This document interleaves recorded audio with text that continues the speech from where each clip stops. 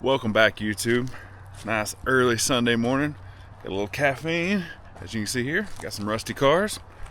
Today's gonna be something a little different.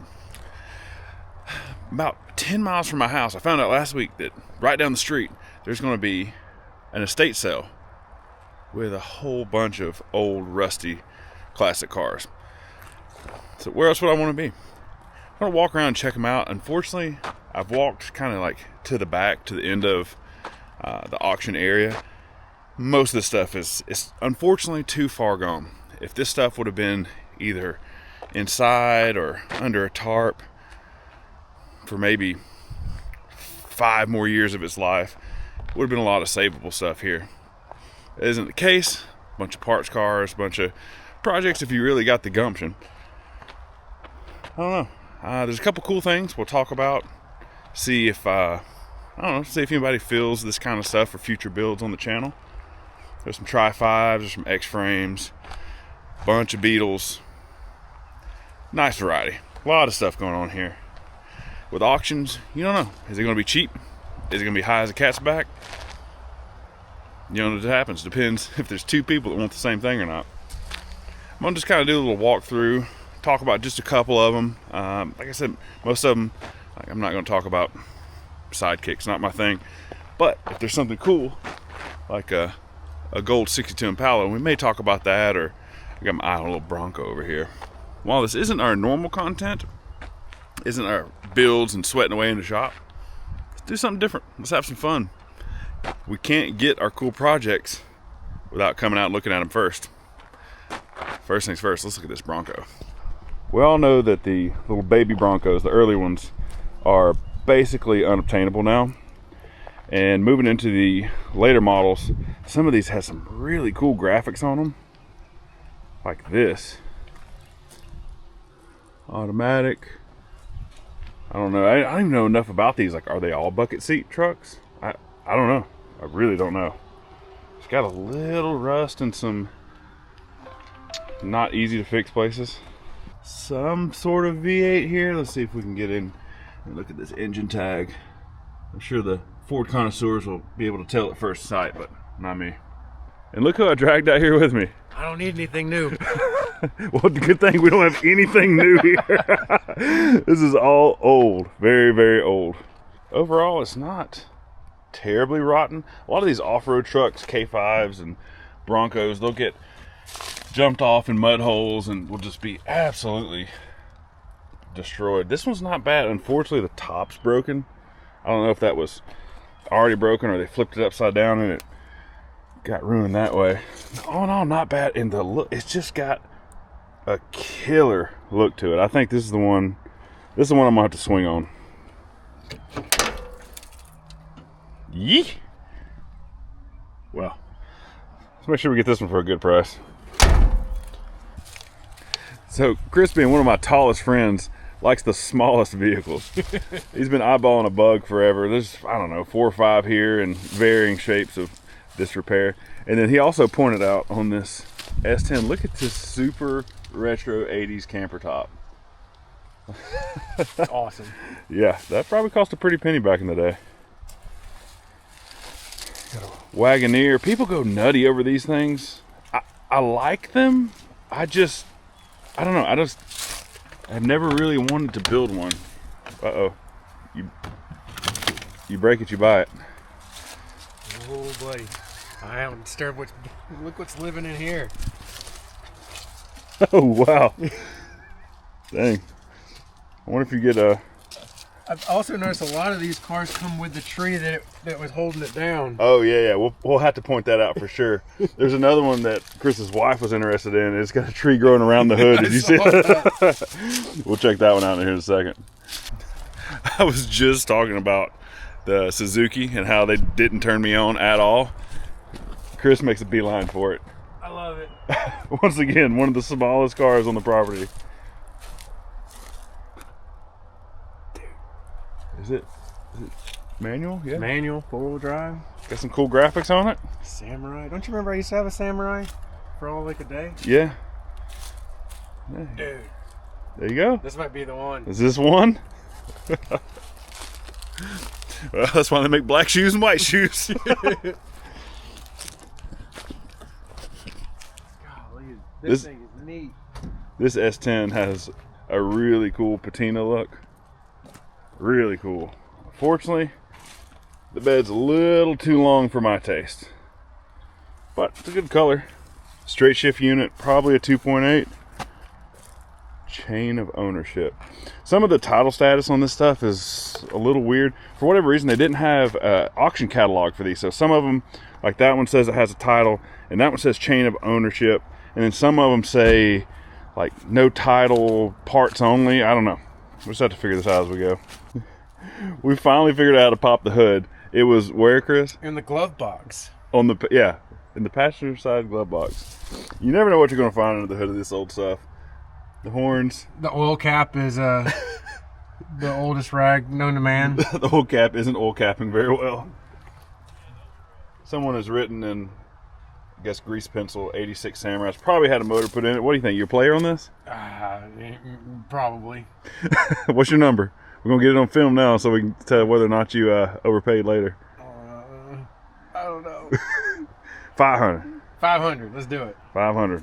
We're going to swing on it. We spent more than that in an adult establishment in a night. Oh, yeah. And not had anything to show for it other than hangover. Look at the size of this alternator. It's adorable. What? Look at this dipstick. Probably should check that. Hey!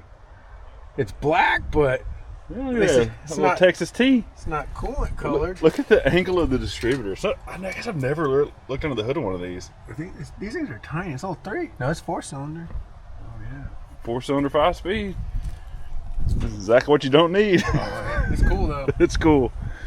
Everyone knows, if you've been around the channel, I love X-frame Impalas. Unfortunately, this one's had a little whiskey dent, had a little Mother Nature's weight reduction. Too far gone.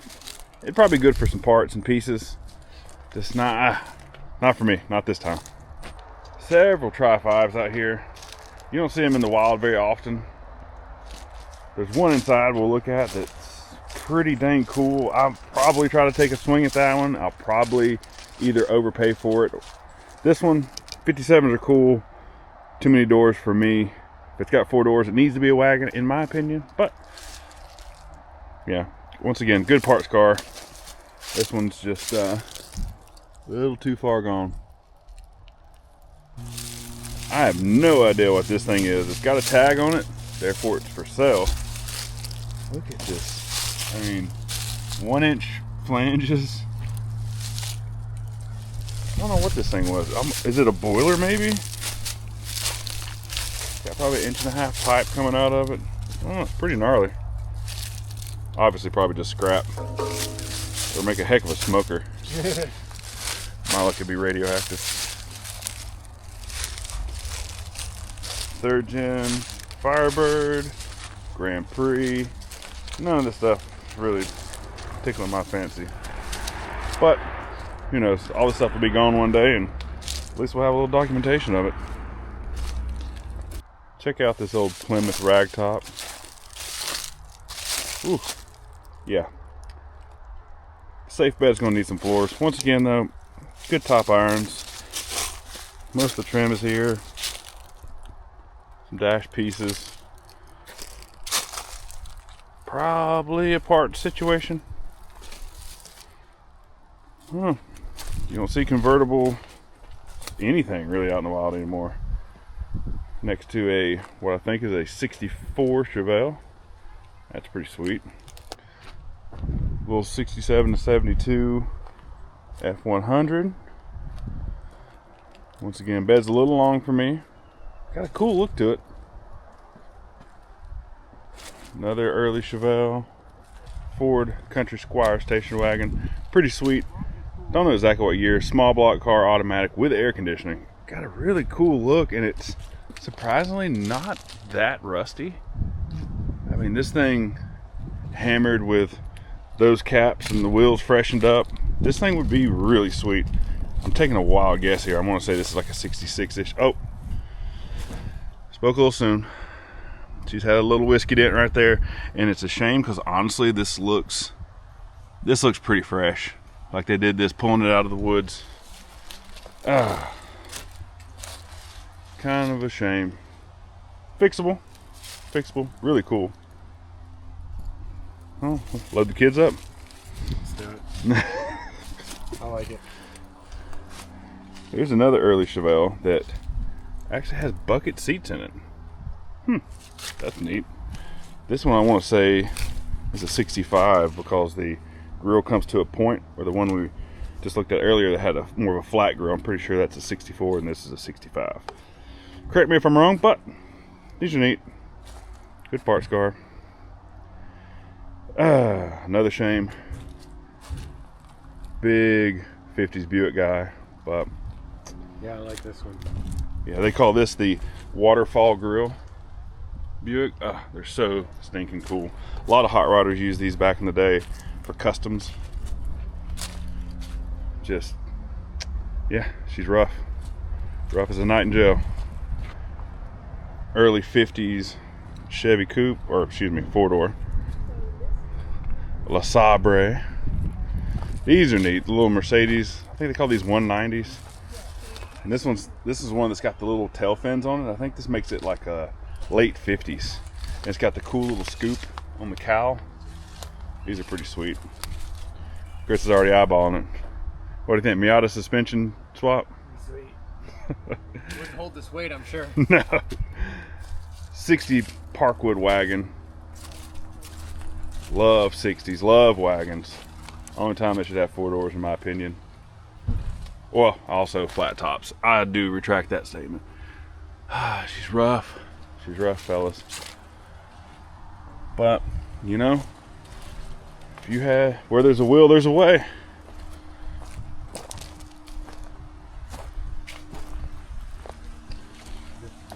Huh? This reminds me of your Valent. Oh, yeah. R.I.P. Going too soon? Here's the third 67 to 72 Ford, the second short bed, and you can see took a little bit of Mother Nature with her. Oh wow, actually a lot of Mother Nature. Check this out. Grew up the back of the hood. Oh, even comes with some lumber. Oh, she's a rough one. Be a good chassis if you want to do a short bed swap, but let's be honest, most people are most people are just putting these on Crown Vic chassis now. Here we go. This is one of the most iconic American 60s cars, the Suicide Door Continental. Oh, poor thing has sat outside too long. A little bit of too much body damage, but they're rare. I mean, anything's fixable. Boxy car. Let's hit the doors open. Yeah, they call these slab sides. I love it. So this is the predecessor to Sloan's car. Oh, they still work. Oh, look at the cool old Remington box. We got full shotgun shells here. Nope.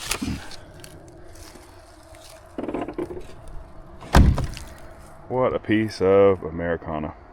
I'm a huge fan of mini trucks. So is Chris, especially the vintage ones. Chevrolet love. I've got one of these, had one for years. This oak tree kind of took possession of this one. It's kind of crazy looking. It's latched on. I might have to stay with it.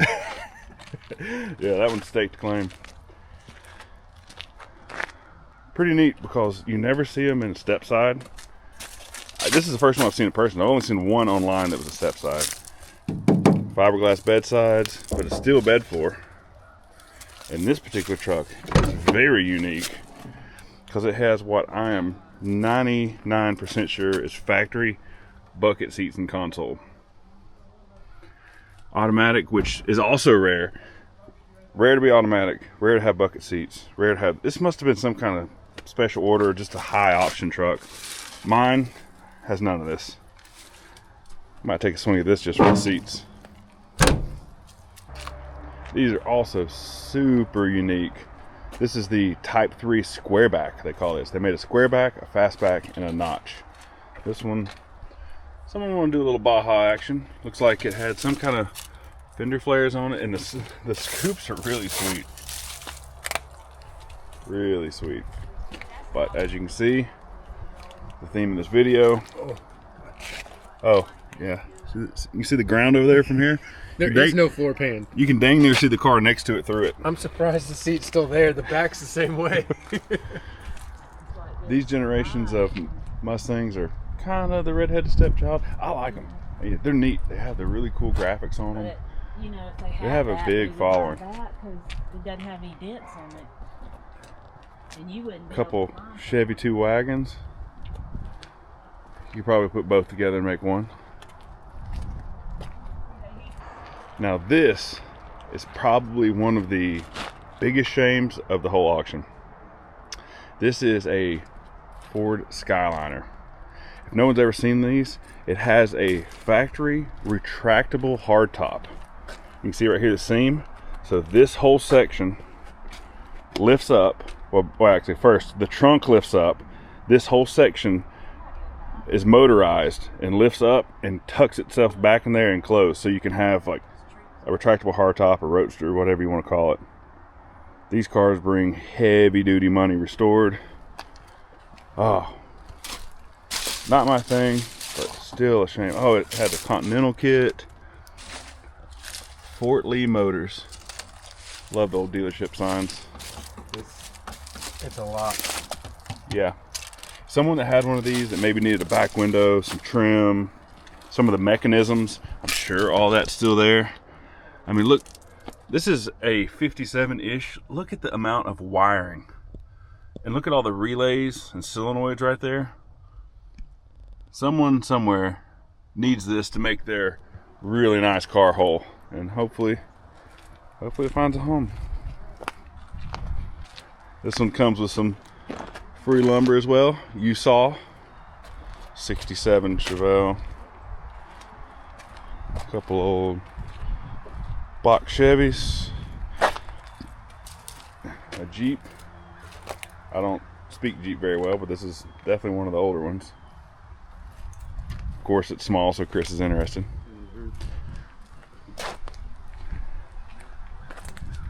Now this truck has a really cool look as well. Obviously it's been repainted, but the way that the paint's falling off of it, it looks really neat. Hate on them if you want to, but step sides, they can be cool. They can be really cool if you do them right. It's got an old handmade rear bumper. Yeah, I don't know. Maybe if this thing's cheap, you may see this one on the channel.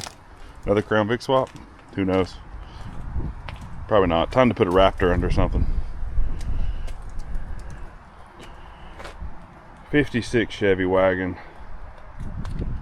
Yeah, it's not very aerodynamic anymore. It's pretty much common knowledge or general thought that the 56s are kind of the stepchild of the Tri-Fives, but I think that these make the coolest gassers. They look the coolest without a front bumper on them. I don't know. My opinion. Which one of the Tri-Fives do y'all like the best? I would say a 55 is probably my favorite, but this makes the best gasser. Fox Body Mustang.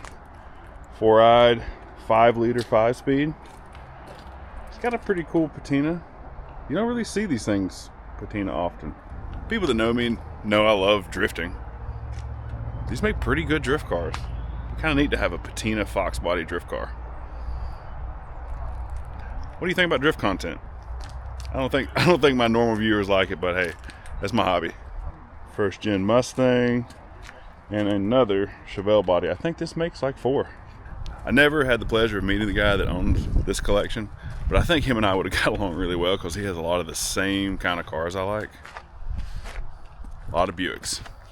Check out this 57 Roadmaster 75, and inside there it's got a little option sheet, and they've actually taken it out, but there was a picture in here earlier when I looked at this car of when they had it restored. It was nice and shiny black.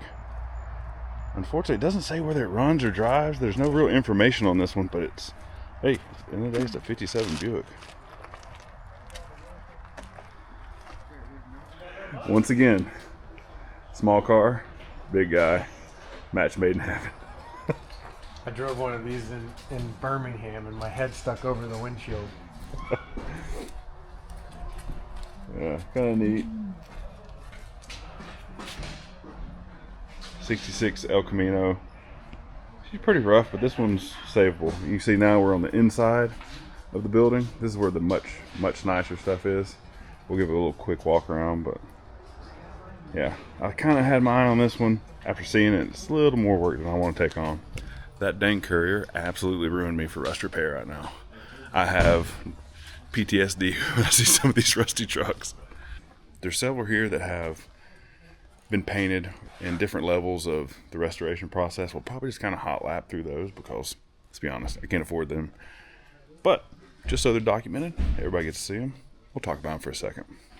Early Nova with the button tuck. Looks like it's been painted sometime in its life. Small block. 55 two-door post. Looks like a older, maybe I would call that a early 90s restoration. Small block. I love the vintage pinks.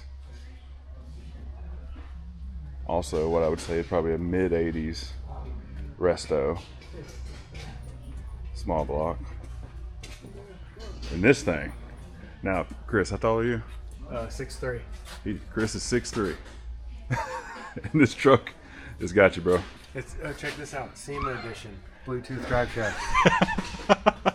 Yep. It's ready for SEMA's next week, and they got the drive shafts ready for sure. Big old jumbo gumbo motors. I don't know what these things are, probably 40s.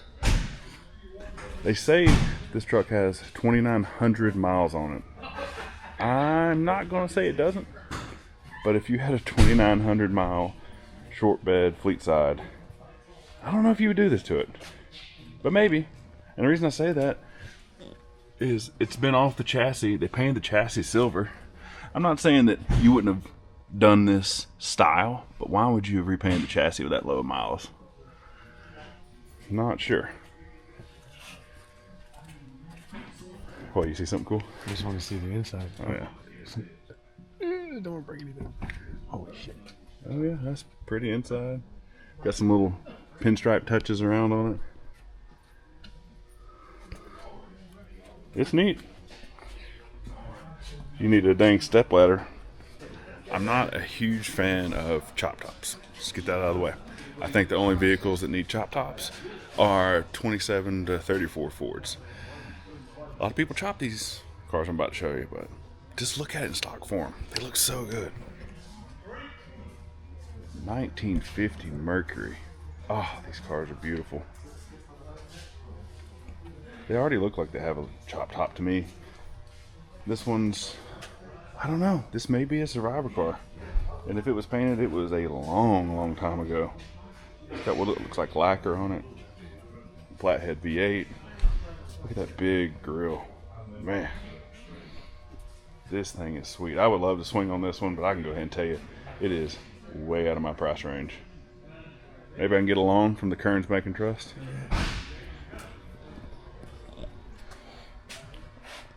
Here's what I think is going to be one of the stars of the show. What looks to be an old repaint, but pretty much OE original spec, allegedly 327 automatic Camaro. It's got the RS hideaway headlights, small block, vinyl top, the white vinyl top, white interior with a little white pinstripe. Super cool looking. Top looks pretty good on this side. And you can look here, doesn't look like it's ever had quarters on it. No, those look like OE quarters to me. Unfortunately, it's got a little bit of rust bubble there. Not a problem though. I think this thing will bring some serious money. Be fun to watch, but definitely out on that one. Maybe one day. This is another car I think a lot of people sleep on, is the early to mid 50s Dodges. This one is the Wayfarer. I don't remember the name. There's a couple different packages, but this one has such a cool roof line. Not to mention it has a Fulton visor, which are really stinking sweet. But it's got this really neat slope back kind of look. It's a pretty solid car other than a little bit in the back. I mean, I'm sure it needs some pan work. All in all though, not bad. I'll give you a quick little rundown of the things I look for on old cars like this. Now, if it's a super common car, you could probably look up online, you know, like where their common rust issue places are. But on this oddball stuff that there's probably no information, I'm going to show you what I look for because it's typically the hardest stuff to fix, which is going to be the most expensive. You have to pay someone to do it. I always like to look around all my window channels. If any of this stuff is rusty, this is tricky to fix, which can be really expensive. If it has a cowl vent, I look around those. I make sure the glass is good. If it's a flat side glass like this that's broken, that's not that big a deal. Front windshield's flat, all that's fine. It's your curved glass. If this stuff is broken, it might be impossible to find on these oddball things, you know, like all the stuff I'm able to afford. I like to make sure all the trim's there. Might not be able to find it. Bumpers are straight. Stuff like this really isn't that bad. Very low concern.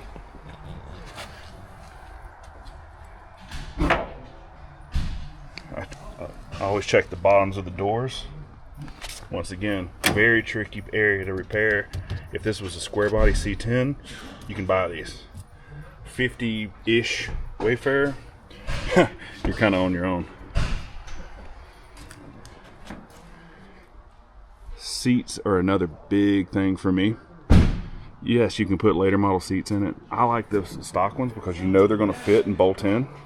You can always get them refoamed, but as long as the seat frame's there, it's a big part for me. It's a little hard to see, kind of dark in here, and I forgot my light. I'll go ahead and apologize, but I always look at the firewall as well. If the firewall's solid, it's a pretty good indication that the rest of the car is going to be good, because the cowl will fill with water and rot the firewall out. Also, very hard to fix. This car would be so sweet. Imagine it, instead of 20-inch Detroit steels laying on its belly. What do you think? That'd be sweet. Yeah, maybe we can talk Chris into buying this one. Oh man. Fairlane Camino, or Fairlane Ranchero, I should say. La Baronne, front wheel drive, woody convertible. Don't see those, but probably for a reason. Early, what I call the baby Falcon convertible. These cars are neat. Ooh, like, hey, what did we just say? What are we missing? Seats. That might be tricky to find. We'll look around, maybe it's around here, but take that in consideration when you bid on something like this. Bucket seats and console, it's gonna be hard to find in anything old. 52-ish delivery. This is interesting. It's a wagon, but with no windows. Not exactly my style. Cool to see though. It's got some kind of different bucket seats in it, and this is the thing I'm talking about. It's kind of hard to see. Let's see if we can open the door here. These seats are obviously out of something else, and they sit. I don't have to get in it to tell you they sit too high. It's one of the problems you have to overcome putting different seats and stuff. But you know, this would be a cool project. Little father-son, look probably really solid. Get it running. Get it on the ground where it belongs. Not bad. Another Tri-Five post. Once again, looks like a 90s restore. Small block. Pretty cool. I don't know what this color is, but it's unique. I bet out in the sun it's pretty. It's a little Celica.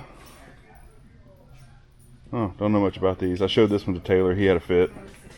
It's got a Bluetooth head. It's got the valve cover sitting on the block. But a little half vinyl top. It's interesting. I don't know much about this vintage Toyota stuff. Someone somewhere though. 30s Ford with a flat head. I think it's a 39. There's the grill. I don't know. I don't speak early Ford that fluently. 66 El Camino. Pretty rough. Oh yeah, first gen Camaro. These cars always do well.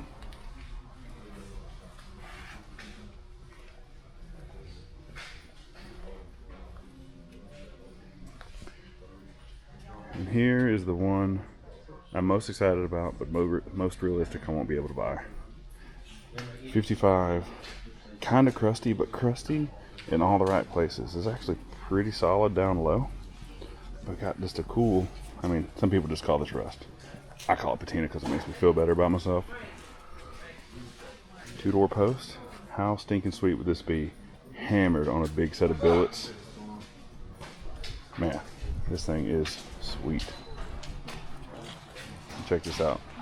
66 Georgia tag still on it. Some old vintage Sun equipment. This stuff is neat. Our buddy Eric had a great idea to find something with, you know, maybe all this is missing. Let's make a cool cabinet for the shop with a little logo on the bottom. Box O hubcaps. I am a huge hubcap guy. It's my love language. It's what I always look for at swap meets. Andrew and I joke about it. If there's a set of caps, I'm always going and checking them out. This fellow was a big block man. We've already ran the numbers for you. 71 through 9, 454. 67 through 96. Some pretty cool stuff. This one here looks like it was probably rebuilt, at least spray painted. 454, 71 through 9. Some of these, they may or may not be 4 bolts, and it says that on all the tags. This one, 4-bolt main truck, 72 402. This one, extra special. If you recognize these valve covers, you know this one is the most unique in the whole bunch.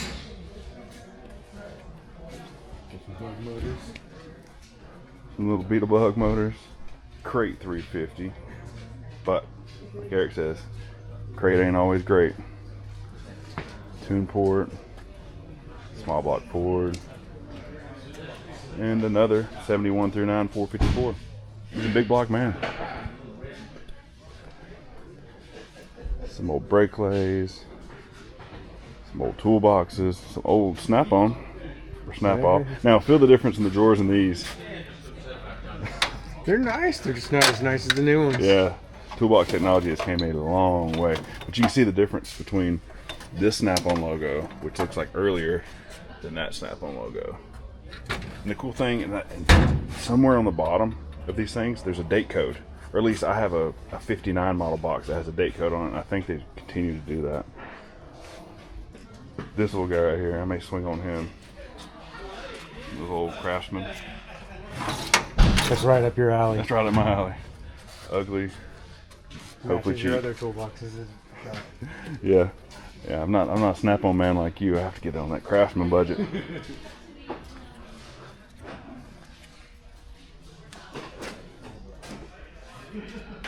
Now, one thing I'm looking for, always searching on these estate sales, is a cool old vise. And this is a cool one. Obviously it has the 2 different style jaws, and this thing will turn so that you can use the top and bottom. This is a super sweet style vise. Unfortunately, this one has had a really rough life.